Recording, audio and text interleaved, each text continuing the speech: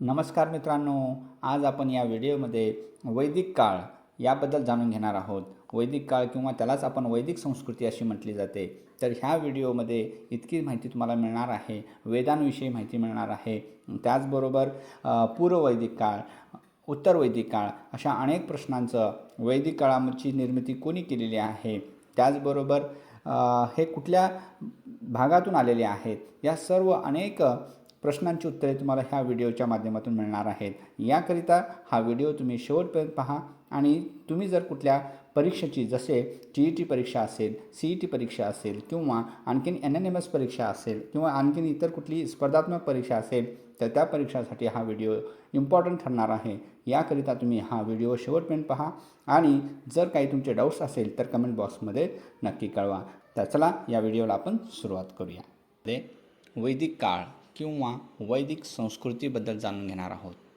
कारण हा एक प्राचीन संस्कृती काळापैकीच एक आहे. कारण या अगोदर आपण जाणून घेतलेला आहे सिंधू संस्कृती. सिंधू संस्कृतीचा जो काही कालखंड होता ते म्हणजे 3300 ते 2600पर्यंत, 2600पासून ते 1900पर्यंत हा कार्यकाळ हडप्पा संस्कृतीचा सुवर्णकाळ म्हणून आपण जाणून घेतलेला होता. 1900 ते 1300पर्यंतचा उतरता म्हणजेच सिंधू संस्कृतीचा शेवटचा कालावधी होता. त्या दरम्यानमध्येच या ठिकाणी वैदिक संस्कृती ही उदयास आलेली होती. या ठिकाणी हा कालखंड जर पाहिला आपण, सामान्य शक पूर्व 1500 ते सामान्य शक पूर्व 600पर्यंत ही संस्कृती उदयास आलेली होती. या संस्कृतीमध्ये वैदिक काळांची संस्कृती म्हणजेच वेदांची निर्मिती झालेली होती. ज्या प्राचीन कालखंडामध्ये वेदांची रचना करण्यात आली त्या कालखंडालाच आपण काय म्हणतो, वैदिक संस्कृती किंवा वैदिक काळ असे म्हटले जाते. या ठिकाणी वेद हे आर्यांनी रचलेले असून ते 4 वेद आहेत. कोणी रचलेलं आहे? वेद हे आर्यांनी रचलेले आहेत, आर्य लोकांनी रचलेले आहेत. जे वैदिक वाङ्मय हे भारतातील सर्वाधिक प्राचीन साहित्य असल्याचे मानले जाते. ह्यामध्ये जे वेद आहेत, कोणकोणते वेद आहेत? ऋग्वेद, यजुर्वेद, सामवेद आणि अथर्ववेद असे हे 4 वेद आहेत. आणि हे 4 वेद म्हणजेच वैदिक वाङ्मयाचा मुख्य भाग होय. तर यामध्ये आपण काय जाणून घ्यायचं आहे, तर ह्या सर्व 4ही वेदांना काय म्हटलं जातं? ह्या वेदांचा जो काही संग्रह केला जातो, या संग्रहालाच काय म्हणतात? संहिता असे म्हणतात. तर हे तुम्ही लक्षात ठेवा. तर वैदिक वाङ्मय हे भारतातील सर्वात प्राचीन साहित्य आहे. कारण हेच पुराव्यामध्ये आपल्याला सापडलेले आहेत. तर हे साहित्य किंवा हे जे वेद आहेत हे फक्त कोणी एका ऋषीने लिहिलेले नाहीत, तर अशा अनुभवातून आलेले महर्षी ऋषीने आपले आपले विचार ते व्यक्त केलेले आहेत. आणि त्या सर्व वैदिक वाङ्मयाची जी काही भाषा होती ते संस्कृतमध्ये होती. म्हणून ह्या सर्व महर्षी ऋषींचे जे काही मंत्र असेल, श्लोक असेल, ते सर्व ते या ठिकाणी काय केलेलं आहे? एकत्रीकरण केलेलं आहे. तर हे जे काही 4 वेद आहेत, ह्या 4 वेदांबद्दल आपण जाणून घेणार आहोत. तर पहिल्यांदा आपण वेद म्हणजे काय हा अर्थ आपण लक्षात घेऊया. वेद हा शब्द विद या संस्कृत शब्दापासून आलेला आहे. जे वैदिक काळामध्ये विद म्हणून जे ओळखला जातो, तर हे संस्कृत शब्द आहे. आणि विद म्हणजेच जाणणे. काय होतं? वेद म्हणजे जाणणे असा अर्थ होतो. आणि त्याच वेदपासून वेद आलेला आहे. आणि वेदाचा अर्थ काय होतो? ज्ञान होतो, असा अर्थ होतो. हे लक्षात ठेवा, कारण हे इम्पॉर्टंट आहे. कधीही परीक्षाच्या दृष्टिकोनातून, कुठल्याही परीक्षाच्या दृष्टिकोनातून हा प्रश्न विचारला जातो. कुठल्याही परीक्षामध्ये असे प्रश्न विचारले जातात, हे लक्षात ठेवा. याकरिता वेद म्हणजे काय? ज्ञान. हे वेद मौखिक परंपरेने अनेक विद्यार्थ्यांपर्यंत किंवा पुढे जतन केलेले आहे. कारण हे कोणीही अगोदर लिखाण केलेलं नव्हतं. तर हे लिखाण कोणी केलेलं आहे? ते कोण केलेलं आहे? महर्षी कृष्णद्वापायन. कोण केलेलं आहे? ह्या सर्व वेदांचं संग्रह केलेला आहे ते कोणी? म्हणजे महर्षी कृष्णद्वापायन. तर ह्यांचं संकलन केलं आहे, ह्या वेदांचं संकलन केलेले आहेत. वेदांचं संग्रहण केल्यामुळे ते पुढे प्रसिद्धीस आलेले आहेत, ते म्हणजेच वेदव्यास. म्हणून आपण म्हणतो वेदांची रचना किंवा वेदांचं संकलन कोण केलं? तर ते महर्षी वेदव्यास यांनी केलेला आहे असं आपण म्हणतो. पण त्यांचं मूळ नाव काय होतं? महर्षी कृष्णद्वापायन. तर हे लक्षात ठेवा. तर वेदव्यासानेच काय लिहिलेलं होतं? महाभारत. आणि त्याचबरोबर महर्षी वाल्मिकी यांनी काय लिहिलेलं आहे? रामायण. हे तुम्ही लक्षात ठेवा. यानंतर आपण पाहूया, हे आर्य लोकांनी जे काही वेद रचना केलेली आहे, तर हे आर्य आले कुठून, कुठे होते, आर्यांचे मूळ स्थान कोणते आहे ते आपण जाणून घेऊया. या ठिकाणी जे इतिहासकार विद्वान जे लोक होते त्यांचे जे काही मत आहे, तर ते म्हणतात आर्य कुठून आले, तर ते मॅक्स मुल्लर यांनी काय म्हणतात, तर ते आर्य हे मध्य आशियातून आलेले आहेत असं त्यांचं मत आहे. त्याच पद्धतीने डॉक्टर संपूर्णानंद यांनी काय म्हणतात की त्यांचं मत काय आहे, तर युरेशियामधून आलेले आहेत, म्हणजे आल्प्स पर्वतामधून ही जमात किंवा हे आर्य लोक आलेले आहेत असं म्हणतात. त्याचबरोबर लोकमान्य टिळकांचं काय मत आहे, तर त्यांनी आर्कटिक प्रदेशातून म्हणजेच ध्रुव प्रदेशातून आलेले आहेत असं त्यांचं मत आहे. उत्तर ध्रुव, दक्षिण ध्रुव. तर उत्तर ध्रुवातून हे आर्य लोक आलेले आहेत असं लोकमान्य टिळकांचं मत आहे. त्याच पद्धतीने स्वामी दयानंद सरस्वती यांचं मत काय आहे, तर हे भारताच्या ईशान्य प्रदेश म्हणजेच तिबेट प्रदेशातून हे लोक स्थायिक झालेले आहेत असं त्यांचं मत होतं. आर्य हे संस्कृत शब्द आहे आणि ते श्रेष्ठ आहे असं समजलं जातं. तर या ऋग्वेदातील उल्लेखावरून आर्यांच्या मूळ स्थानाबाबत अनेक मतं आहेत, कारण प्रत्येकाचे वेगवेगळे मतं आहेत. ते इराणचे, पंजाबचे अथवा उत्तर पश्चिमकडील प्रदेशातील ते स्थायिक झालेले होते. अशी विविध मते इतिहासकारांनी काय केलेली आहेत, आपलं मत मांडलेले आहेत. त्यामुळे आर्यांच्या मूळ स्थानाबाबत एकमत नाही. पण परीक्षामध्ये अशा विद्वानांचा किंवा इतिहासकारांचं जोड्या जुळवा किंवा असे त्यांचे मत कोणी म्हटलं, हे कुठून आलेले आहेत असं त्यांच्यावरती प्रश्न विचारला जाऊ शकतो. तर हा एक इम्पॉर्टंट टॉपिक या ठिकाणी जाणून घेत आहोत. तर हा वैदिक काळ कशा प्रकारे आहे ते आपण जाणून घेऊया. वैदिक संस्कृती ही याची कालखंड जर पाहिलो आपण, तर जवळपास या वैदिक संस्कृतीचा कालखंड जर पाहिलो आपण, तर सामान्य शक पूर्व 1500 ते 600पर्यंत, सामान्य शक पूर्व 600पर्यंत, काही पुस्तकामध्ये 700 दिलेला आहे, पण 600पर्यंत विस्तारलेला कार्यकाळ दिसून येतो. तर हे आर्यांचे आगमन पाहूया. तर आर्यांचे आगमन हे कुठून झालेले दिसून येतात? आर्यांचे आगमन हे युरेशियातील उरल पर्वताच्या उत्तर भागातील प्रदेशातील असावेत असे युरोपियन विद्वानांचे मत होते. त्याच पद्धतीने या ठिकाणी आपण पाहतो उरल पर्वत, इराणचे पठार, पंजाब आणि सप्तसिंधू या प्रदेशामध्ये स्थायिक झालेले दिसून येतात. ते इराणच्या पठारातून पंजाबात आले आणि पंजाबातील काही काळ स्थिर राहिल्यानंतर त्यांनी सप्तसिंधू प्रदेशात वस्ती केली. तर सप्तसिंधू हे आपल्याला माहिती असायला पाहिजेच, कारण 7 नद्यांचा संगम होता. तर या ठिकाणी 7 नद्या एकत्र सिंधू नदीच्या उपनद्या दिसून आलेल्या आहेत. तर त्याला कोणकोणत्या नावाने ओळखतात, तर ही आपण सिंधू संस्कृतीच्या ह्या व्हिडिओमध्ये आपण हे जाणून घेतलेलं आहे. तर 7 नद्या सिंधू या नद्यांना कोणकोणत्या नावाने ओळखले जातात. तर या समूहाने निर्माण केलेल्या संस्कृतीला वैदिक संस्कृती असे म्हणतात. तर या ठिकाणी सिंधू नदीच्या काठावरती किंवा ह्या प्रदेशामध्ये येऊन ते काय केलेले आहेत, स्थिर झालेले आहेत, ते जाणून घेऊया आपण. तर वैदिक साहित्य वेदामध्ये निसर्गाची उपासना, यामध्ये यज्ञयाग केलेला आहे. गूढविद्या म्हणजेच जादूटोणा, संगीत, मंत्र यांचा समावेश आहे. कशामध्ये? वेदामध्ये निसर्गाची उपासना, यज्ञयाग, गूढविद्या म्हणजेच जादूटोणा, संगीत आणि मंत्र यांचा समावेश केलेला आहे. वेदांच्या मुख्य ग्रंथांना काय म्हणतात? संहिता असं म्हटलं जातं. हे सर्वांना मिळून काय म्हणतात? संहिता असं म्हटलं जातं. प्रत्येक वेदामध्ये संहिता, ब्राह्मण, आरण्यक आणि उपनिषद हे 4 भाग आढळतात. तर त्यामध्ये निसर्गाची उपासना कशा प्रकारे केलेली आहे, कशामध्ये केलेली आहे, त्याबद्दल आपण जाणून घेऊ शकतो. यज्ञयाग, गूढविद्या, जादूटोणा, संगीत, मंत्र हे अशा प्रकारे त्याच्यामध्ये समावेश केलेला आहे. तर या ठिकाणी तुम्ही लक्षात घेऊ शकता की संहिता काय आहे. तर संहितामध्ये वेदांचे मुख्य मंत्र व स्तोत्रे आहेत. काय आहेत? वेदांचे मुख्य मंत्र आणि स्तोत्रे आहेत. ब्राह्मणमध्ये काय आहे तर धार्मिक आचरण, यज्ञविधी यांची माहिती देणारे हे ग्रंथ आहेत. आणि त्याचबरोबर आरण्यकमध्ये काय आहे तर जंगलात राहणाऱ्या ऋषीमुनींना आवश्यक आध्यात्मिक उपदेश केले जाणारा ग्रंथ आहे. उपनिषदामध्ये काय आहे तत्त्वज्ञानावरील विचारमंथन व उपदेश करणारा ग्रंथ आहे. तर अशा प्रकारे हे संहिता, ब्राह्मण, आरण्यके आणि उपनिषदे हे आपण जाणून घेतलेलं आहे. तर या ठिकाणी तुम्ही पाहू शकता की जंगलात राहणाऱ्या ऋषीमुनींना आवश्यक असणारे अतिइंद्रिय उपदेश आरण्यकामध्ये आहेत. उपनिषदेमध्ये काय आहे तर उपनिषदे ही तत्त्वज्ञानावरील विचारमंथन व उपदेश करणारी रचना आहेत.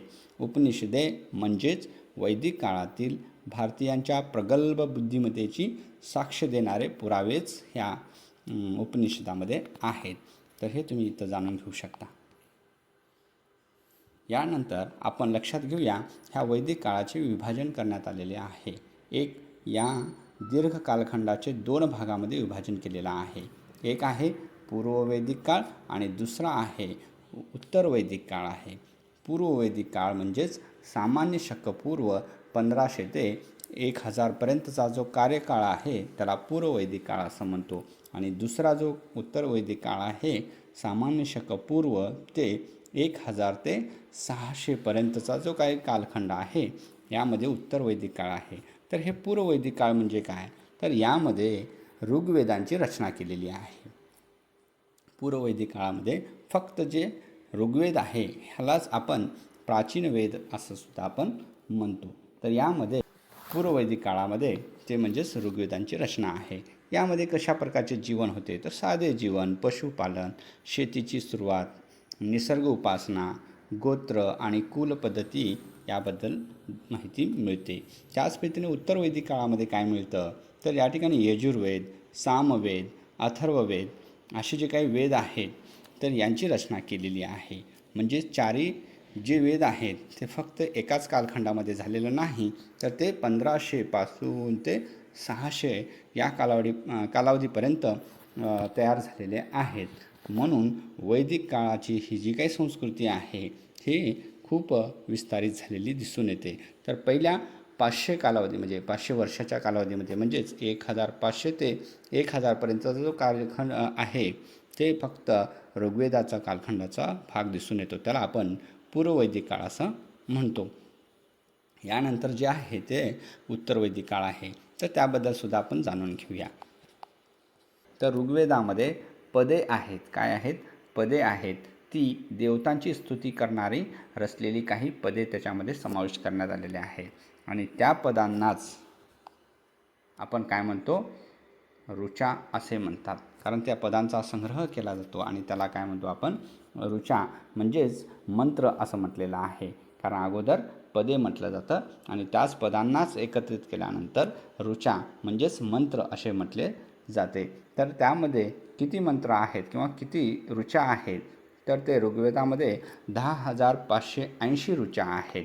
त्यापैकी तुम्हाला कधी 10,462 सुद्धा लक्षात येतील. तर ते ऋचा म्हणजे ते मंत्र म्हणजे काही ह्याच्यामध्ये तुम्हाला 10,462 जर दिसले तर त्यामध्ये आपण 118 जे आहेत ते रिपीट झालेले आहेत, डबल झालेले आहेत. पण टोटल 10,500 ऋचा आहेत. 10,580 हे ऋचा आहेत आणि ते मंत्र त्याच्यामध्ये समाविष्ट आहेत. कशामध्ये ऋग्वेदामध्ये. तर ऋग्वेद हा सर्वात प्राचीन ग्रंथ म्हणून ओळखला जातो. त्या ऋचांचा सूक्त असा समूह तयार होतो. त्या एका सूक्तामध्ये साधारणपणे 3 ते 30 मंत्र असू शकतात. हे लक्षात घ्या. ज्याच ऋचांचा जो काही संग्रह केलेला आहे अशा अनेक ऋचांना एकत्रित केल्यानंतर त्याला सूक्त असं म्हटलं जातं. सूक्त म्हणजेच श्लोक किंवा स्तोत्र असं म्हटलं जातं. हे लक्षात ठेवा. सूक्तांनाच काय म्हणतो आपण श्लोक म्हणतो किंवा स्तोत्र म्हणतो. तर असे जे ऋचा होते, जे मंत्र होते त्या मंत्रांना एकत्रित करून एक सूक्त किंवा एक श्लोक तयार करण्यात आलेले आहे.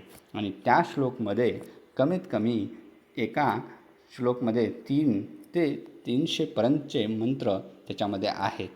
काही श्लोकमध्ये 3 आहेत कमीत कमी, तर काही श्लोकमध्ये 300पर्यंतचे मंत्रसुद्धा त्याच्यामध्ये आहेत. तर असे सूक्त जे आहेत, अशा अनेक सूक्तांना एकत्रित केल्यानंतर त्याला काय म्हणतो आपण, मंडल म्हणतो.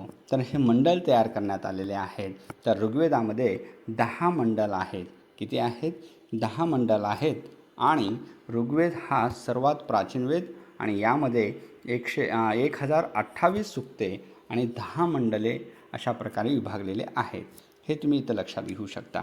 तर 1028 सूक्ते किंवा त्याला श्लोक म्हणतो किंवा स्तोत्र म्हणतो, हे लक्षात ठेवा.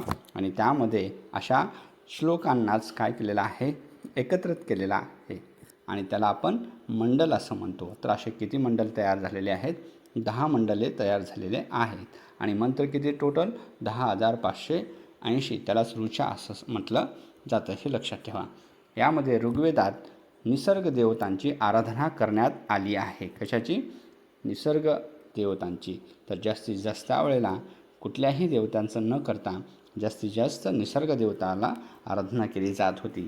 त्यातील जे स्तोत्र होते, जे श्लोक होते, ते पाठांतर करणाऱ्यांना होत्री असं म्हटलं जात होतं. म्हणजे जे पुरोहित होते, आपण लक्षात घेतो, पुरोहित हे पूजापाठ करणारे, मंत्र म्हणणारे, त्यांना होत्री असं म्हटलं जात होतं.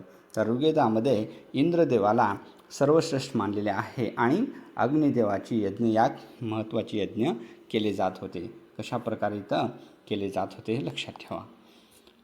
लक्षात येतं आपल्याला. तर या ठिकाणी पहा, ऋचा देवतांची स्तुती करणारी पदे म्हणजेच ऋचा तयार झालेले आहेत. सूक्त अनेक ऋचांचा समूह म्हणजेच सूक्त केलेला आहे, ऋचांना एकत्रित केलेला आहे. मंडल म्हणजे काय? अनेक सूक्तांचा समूह म्हणजेच मंडल आहे. तर अशा प्रकारे मंडळ या ठिकाणी तयार झालेले आहेत. तर या ठिकाणी होत्री म्हणजे काय आहेत? हे पुरोहित अशा प्रकारे पठण करणारे होते, त्यांना होत्री असं म्हटलं जात होतं. तर आता आपण लक्षात घेतलेलं आहे 10 मंडले. तर ह्या ऋग्वेदामध्ये जे काही 10 मंडले आहेत त्यांची यादी आपण एक एक करून इथं पाहणार आहोत. तर यामध्ये 2 ते, हे लक्षात ठेवा, 2 पासून ते 7पर्यंत हे अगोदर तयार करण्यात आलेले काय, हे सर्वात जुने मंडल आहेत. आणि त्यानंतर 8, 9, 1 आणि 10 अशा प्रकारे सर्वात शेवटी करण्यात आलेले आहेत. कारण जसं त्या ठिकाणी संग्रह केलेला आहे त्यांची इथं मांडणी केलेली आहे. पण या ठिकाणी जे काही ज्यांचे विचार ह्या ठिकाणी समाविष्ट संग्रह केलेले आहेत. पहिल्या मंडलामध्ये विविध ऋषींनी जे रचलेले सूत्रे आहेत, पहिल्या मंडलामध्ये प्रत्येकाने आपले आपले विचार, मंत्र त्याच्यामध्ये समाविष्ट केलेले आहेत. दुसऱ्या मंडळामध्ये गुत्समदी ऋषीचे सूक्ते आहेत. बघा, गुत्समदी ऋषीचे यामध्ये सूत्रे आहेत. त्याच पद्धतीने तिसऱ्या मंडळामध्ये विश्वामित्र ऋषीचे सूक्ते आहेत. यात गायत्री मंत्र आहे, हे तुम्ही लक्षात घेऊ शकता. तर गायत्री मंत्र हे किती प्रसिद्ध आहे, प्रत्येकाला माहिती आहे. तर हे तिसऱ्या मंडलमध्ये आहे, हे लक्षात ठेवा.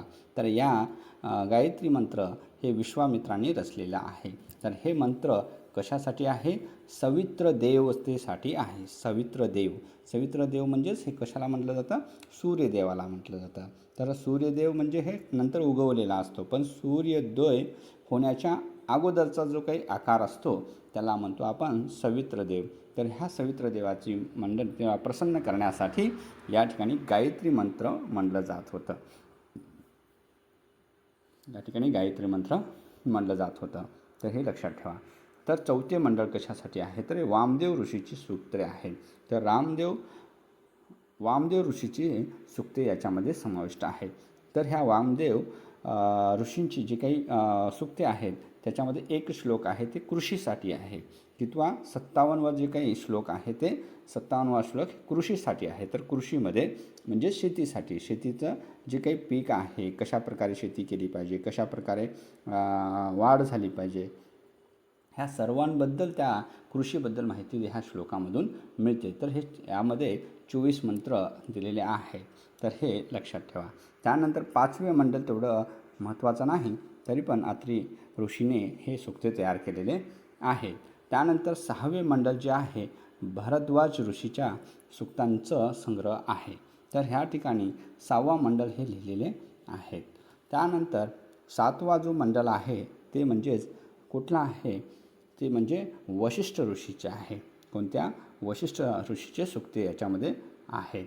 तर यामध्ये दशराजन युद्ध म्हणून प्रसिद्ध आहे.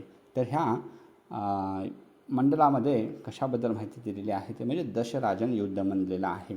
दशराजन म्हणजे 10 जमातींचं जे राजांचं युद्ध या ठिकाणी झालेलं होतं. तर 5 आर्य जमातींचा होता आणि त्याचबरोबर 5 अनार्य लोकांचा ह्याच्यामध्ये समाविष्ट होता ह्या युद्धामध्ये. तर हे तुम्ही एक लक्षात ठेवू शकता.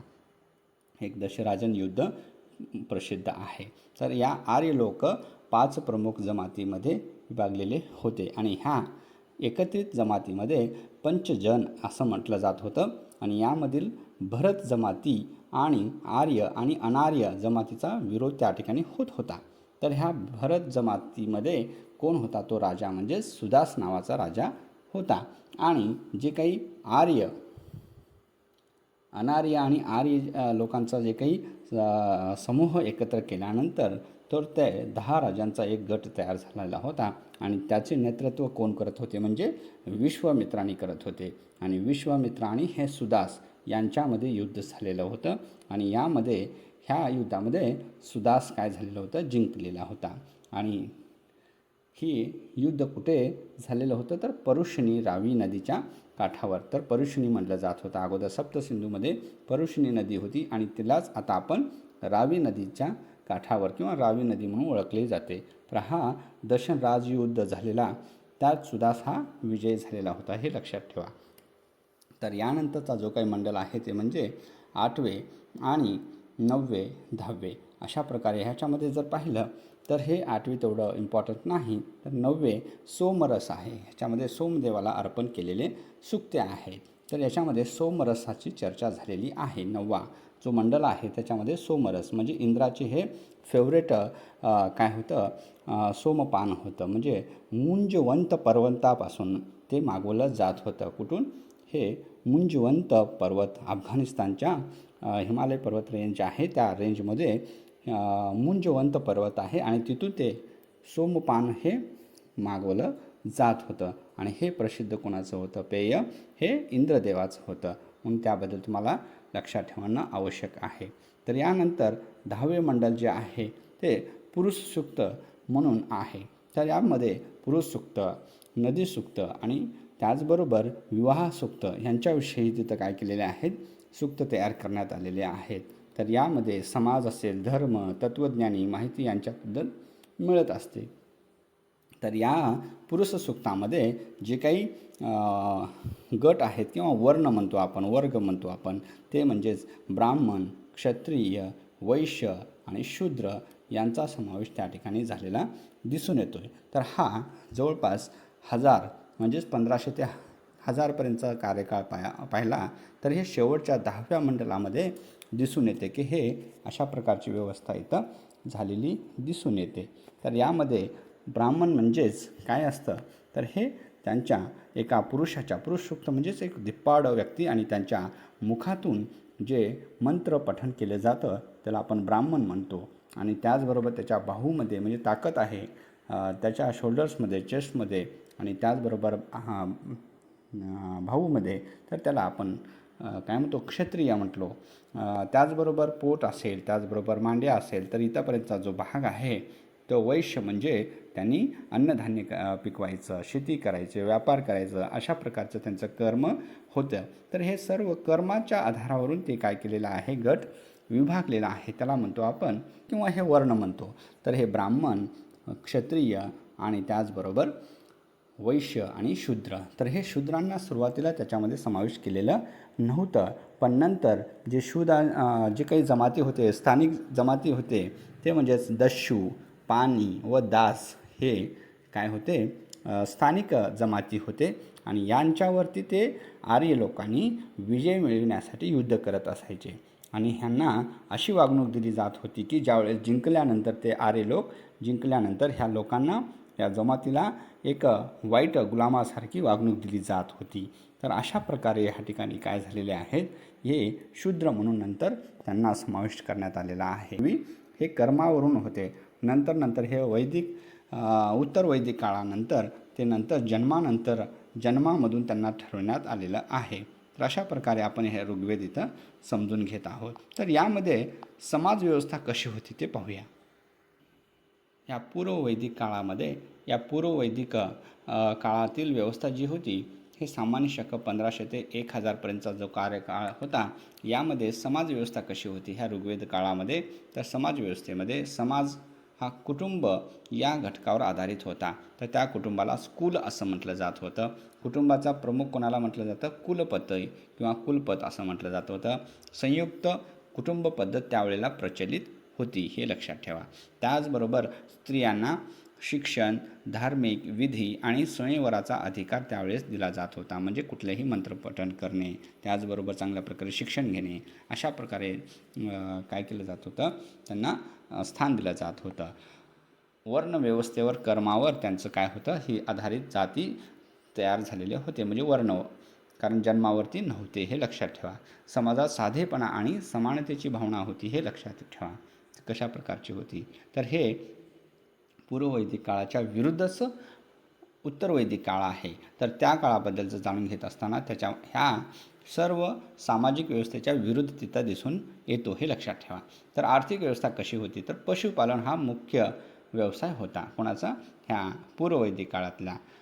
तर ते गायी हे त्या संपत्तीचे प्रमुख मोजमाप मानले जात होते. ज्यांच्याकडे गायी असेल, घोडे असेल, उंट असेल, तर अशांना श्रीमंत मानलं जात होतं. तर अशा प्रकारचा तिथं आर्थिक व्यवस्था केली जात होती. शेती आणि शिकार, हस्तव्यवसाय आणि व्यापार हेही व्यवसाय होते, पण थोडंसं कमी प्रमाण होतं. पण ज्यांच्याकडे गायी, उंट, त्याचबरोबर घोडे अशी युद्धासाठी जे काही होते ते त्यांना जास्तीत जास्त श्रीमंत म्हटलं जात होतं. वस्तू विनिमय पद्धत होती, म्हणजे वस्तू घेऊन त्या मोबदल्यामध्ये दुसरी वस्तू देणे, त्याला म्हणतो आपण वस्तू विनिमय पद्धत. ही सुद्धा पद्धत इथं प्रचलित होती. तर त्यावेळेला कोणकोणते पिके घेतले जात होते, तर ते गहू, जव म्हणजेच बार्ली, जवस यासारखी पिके तिथं घेतली जात होती हे लक्षात ठेवा. राजकीय व्यवस्था कशी होती, राजाचा प्रमुख राजाच असायचा, त्यालाच राजन असं म्हटलं जात होतं. या राजाला सभा आणि समिती यांचे मार्गदर्शन मिळत होते. तर त्या ठिकाणी राजा राज्य करत असताना ग्रामणी हा गावाचा प्रमुख होता.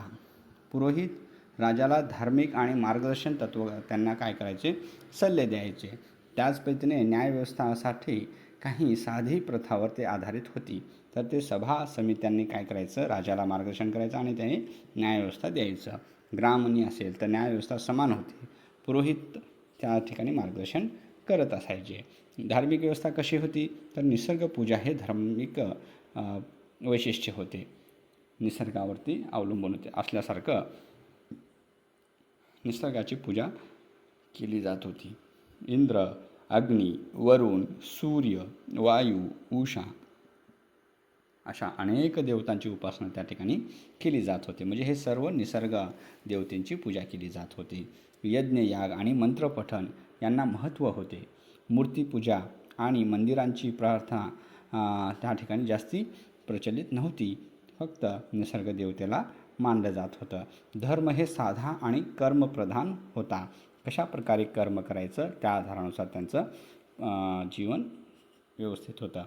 पूर्ववैदिक काळातील व्यवस्थेचा सारांश जर पाहिलं तर सामाजिक पद्धत कशी होती, आर्थिक कशी होती, राजकीय कशी होती, धार्मिक कशी होती, हे तुम्ही या ठिकाणी पाहू शकता. यानंतर आपण पाहूया उत्तर वैदिक काळ. या ठिकाणी आपण उत्तर वैदिक काळ आपण जाणून घेणार आहोत. या अगोदर आपण पूर्व वैदिक काळ आपण पाहिलेला आहे. वेदांचा जो काही कार्यकाळ आहे त्याला आपण वैदिक काळ असं म्हणतो आणि या वैदिक काळाचे 2 भाग करण्यात आलेले आहेत.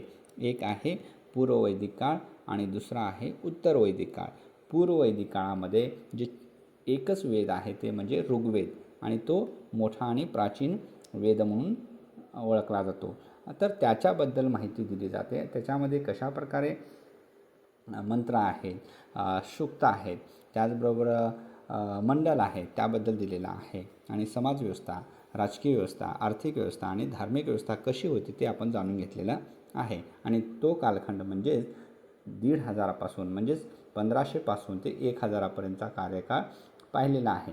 तर उत्तर वैदिक काळाचा, उत्तर ऋग्वेद काळाचा जो काही काळ आहे तो म्हणजेच 1000 ते 600पर्यंतचा कार्यकाळ आपण पाहत आहोत. तर यामध्ये उत्तर वैदिक काळामध्ये ऋग्वेदाला पूरक व त्यानंतरचे ग्रंथ म्हणजे सामवेद, यजुर्वेद व अथर्ववेद. अगोदर ऋग्वेद, त्यानंतर यजुर्वेद, त्यानंतर सामवेद आणि लास्टला अथर्ववेद आहेत. 4 वेद तुम्ही इथं जाणून घेता, इथं माहिती करून घेतलं पाहिजे. या ठिकाणी उत्तर ऋग्वेद काळ जो आहे तर यामध्ये आपण 1000 पासून ते 600पर्यंतचा जो काही कार्यकाळ आहे ते उत्तर ऋग्वेद काळाचा पाहणार आहोत. तर ऋग्वेद काळामध्ये पूरक व त्यानंतरचे जे काही ग्रंथ आहेत ते म्हणजेच सामवेद, यजुर्वेद व अथर्ववेद आहेत. तर यामध्ये ऋग्वेद झाल्यानंतर यजुर्वेदाची निर्मिती, त्यानंतर सामवेदाची, त्यानंतर अथर्ववेदाची झालेली आहे. यानंतर आपण पाहूया 3 जे वेगवेगळ्या प्रकारचे जे काही यज्ञ करणारे जे काही पुरोहित होते ते म्हणजेच सामन असे होते. सामन म्हणजेच उद्गांती म्हणजेच गायक. तर सामवेदामध्ये काय दिलेलं आहे, कशा प्रकारे गायन केलं जातं, संगीत केलं जातं, तर त्याबद्दल दिला जातो ते म्हणजेच सामवेद आहे. संगीत कशा प्रकारे केली जाते, गायन कशा प्रकारे केलं जातो त्याबद्दलची माहिती हे सामवेदामध्ये दिलेली आहे, हे लक्षात ठेवा. त्यानंतर दुसरे जे आहेत अध्वर्यू, तर हे यजुमंत्रांचे त्यामध्ये उच्चारण करणारा म्हणजेच यजुमंत्रांचे म्हणजेच पूर्ण मंत्र कशा प्रकारे उच्चारण केले जातात त्याबद्दलचं सर्व माहिती कशामध्ये आहे ते म्हणजे यजुर्वेदामध्ये आहे. यज्ञ याग करताना त्यावेळेला यजुर्वेदामध्ये मंत्र म्हणले जातात, तर ते यजुर्वेदामध्ये समाविष्ट आहे. त्याचबरोबर अथर्वण हा एक जो ऋषी होता किंवा पुरोहित होता, तर यांच्या नावावरून हे 3 नावं पडलेले आहेत.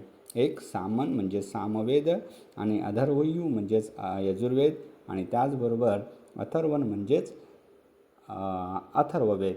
तर अशा प्रकारे म्हणजे अथर्वण हे जे आहे तर अंगीर म्हणजेच अग्निपुरोहित आहेत.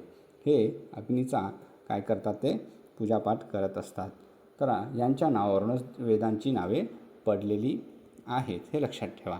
तर यामध्ये सामवेद जे दिलेलं आहे तर सामवेदामध्ये काय दिलेलं आहे म्हणजे ऋग्वेदातील जो बराचसा भाग निवडून त्यात काही बदल करून घेतलेला आहे. कशामधला, ऋग्वेदामधलाच काही भाग निवडून घेतलेला आहे आणि यात यज्ञाबरोबर जे काही मंत्रपठणाचा समावेश आहे ते करण्यात आलेला आहे. त्या संगीताच्या रूपातून ते समावेश करण्यात आलेलं आहे.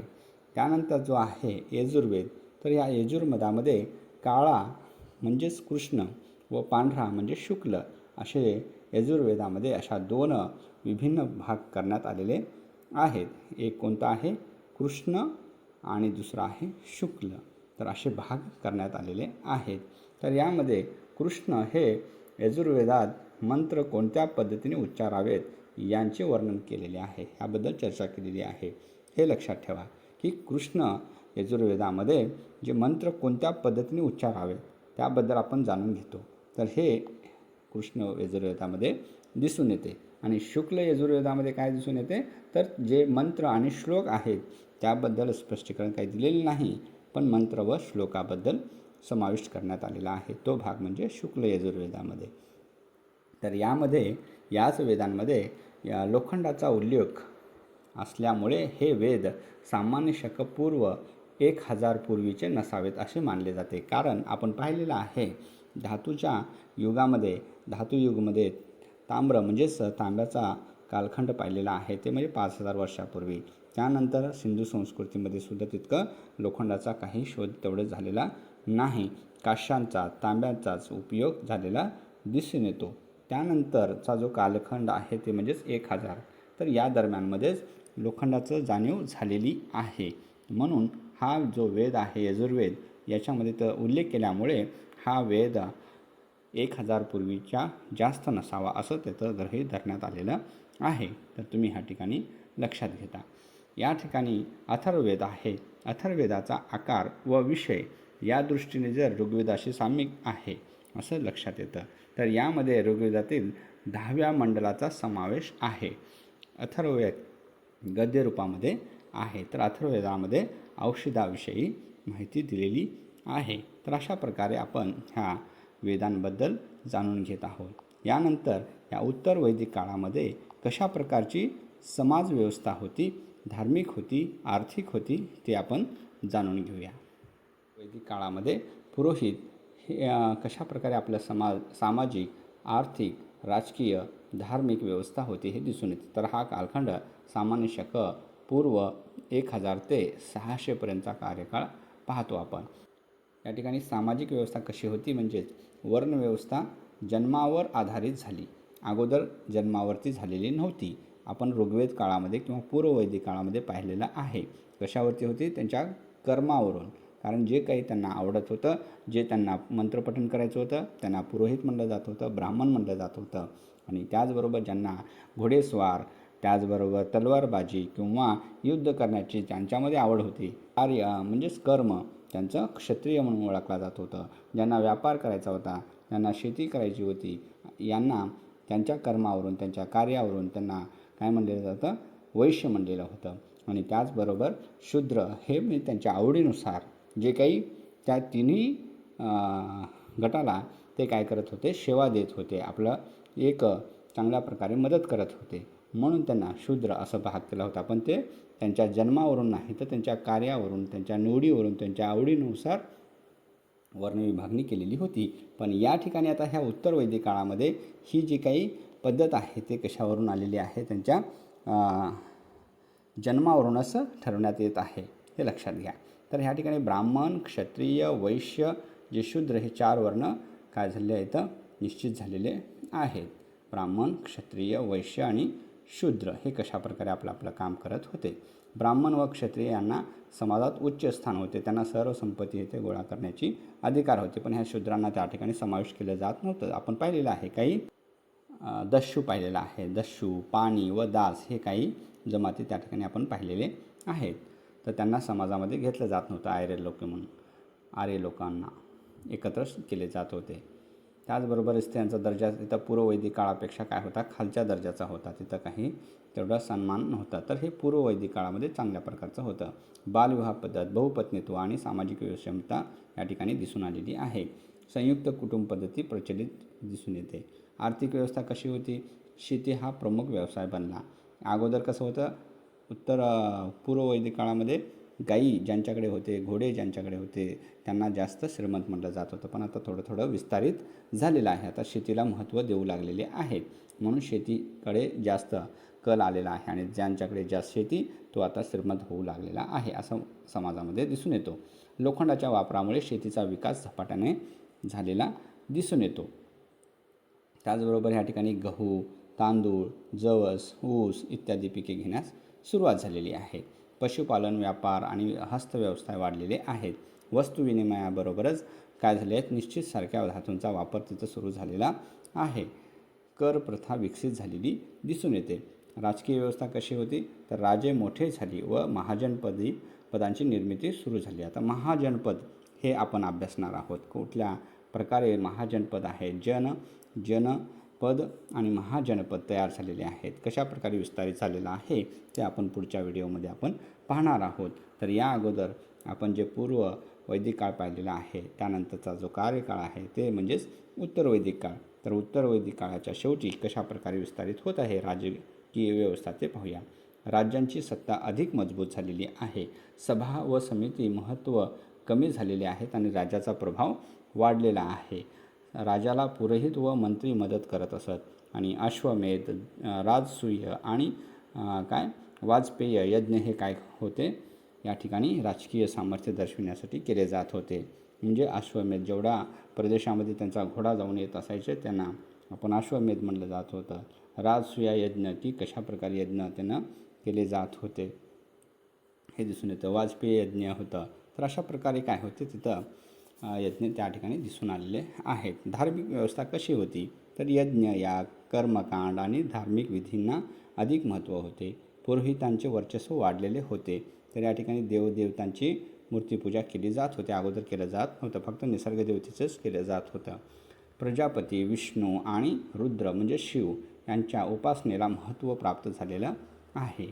त्याचबरोबर ब्राह्मण, आरण्यके आणि उपनिषदे या ग्रंथांची निर्मिती या ठिकाणी झालेली आहे. कर्म, पुनर्जन्म, आत्मा, ब्रह्म आणि मोक्ष या तत्त्वज्ञानाचा विकास इथं झालेला दिसून येतो. तर कर्म, पुनर्जन्म, आत्मा, ब्रह्म, मोक्ष या सर्व यांच्याबद्दल जास्तीत जास्त आपण शंकराचार्य, माधवाचार्य, रामानुजाचार्य यांच्याबद्दल आपण जाणून घेतलेलं आहे. त्याच पद्धतीने ह्या ठिकाणी सामाजिक व्यवस्था कशी होती, आर्थिक व्यवस्था कशी होती, राजकीय कशी होती आणि धार्मिक कशी होती. वैदिक काळाबद्दल आपण बरीचशी माहिती ह्या व्हिडिओच्या माध्यमातून घेतलेली आहे. काही डाऊट असेल तर तुम्ही कमेंट बॉक्समध्ये कमेंट करू शकता आणि जे काही 2 पॉईंट्स आहेत ते पॉईंट्स तुम्हाला कमेंट बॉक्समध्ये कळवायचे आहेत. ते म्हणजेच जे राजसूय यज्ञ आणि वाजपेय यज्ञ हे कशा प्रकारचे यज्ञ होते हे तुम्हाला कमेंट बॉक्समध्ये कळवायचं आहे. या व्हिडिओला तुम्ही लाईक करा, शेअर करा आणि जर तुम्ही नवीन असाल तर सबस्क्राईब करायला विसरू नका. Thank you for watching.